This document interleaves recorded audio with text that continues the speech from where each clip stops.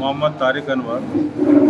मैं कहना यह है कि पूर्णिया लोकसभा जो चुनाव का बुगुल बज चुका है और देश में आम इंतखाबात हो रहे हैं।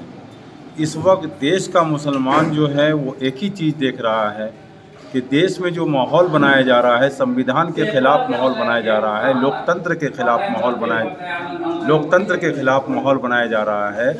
इसको अच्छी तरह से सिर्फ अल्पसंख्यक समुदाय नहीं बल्कि इस देश, इस भारत से जो प्रेम रखने वाला तबका है, जो अक्सरियत तबका है, जो बहुसंख्या में है, वो सब के सब इस मामले में जो है सक्रिय हैं कि इस देश में एक ऐसी ताकत आकर बैठ गई है जो फाशिस्ट ताकत है, जो भाई को भाई से लड़ा रही है और घरों में दीवार खड़ा कर रही है। प्रेम भाव जो इस देश में था उसको ख़त्म करना चाहती है। नफ़रत की खेती को वो लहलहाता हुआ देखना चाहती है और खूनी पंजों के साथ आबादी को नेस्तो नाबूद करना चाहती है। तो आज का चुनाव ये तय करेगा कि इस देश में गांधी और आज़ाद और नेहरू के विचारधारा की सरकार बनेगी या गॉडसे की विचारधारा की सरकार बनेगी, ये बिल्कुल ही तय है। लेकिन पूर्णिया लोकसभा के क्षेत्र में जो है यहाँ का मुसलमान भी संगठित है और सिर्फ संगठित नहीं है, बिल्कुल अच्छी तरह से जागरूक है इस बात को लेकर।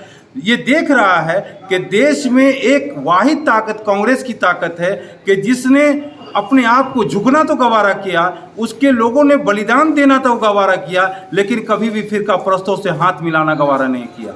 इसी तरह लालू यादव ने अपने परिवार को बर्बाद होता हुआ देखा, कुर्सी जाती हुई देखी, जेल की सलाखों को झेला, लेकिन कभी भी फिरका परस्त के दामन में अपने आप को समोने की कोशिश नहीं की, कभी झुकने का काम नहीं किया। इसलिए मुसलमान अच्छी तरह समझ रहा है कि कौन फिरका परस्त से लड़ सकता है और कौन जो है मौका परस्त फिरका परस्त से सौदा कर सकता है। इसलिए पूर्णिया का मुसलमान इस तरह से संगठन के साथ है और जाके ये जो इंडिया अलायंस है वो इंडिया अलायंस के साथ है, ना कि किसी दूसरे किसी निर्दलीय व्यक्ति विशेष के साथ है। बिल्कुल मजबूती के साथ यहाँ का एक एक वोटर, मुसलमानों का वोटर जो है वो इंडिया अलायंस के कैंडिडेट बीमा भारती जी के साथ खड़ा है और लालू जी के हाथ को और राहुल जी के हाथ को हम मजबूत करेंगे।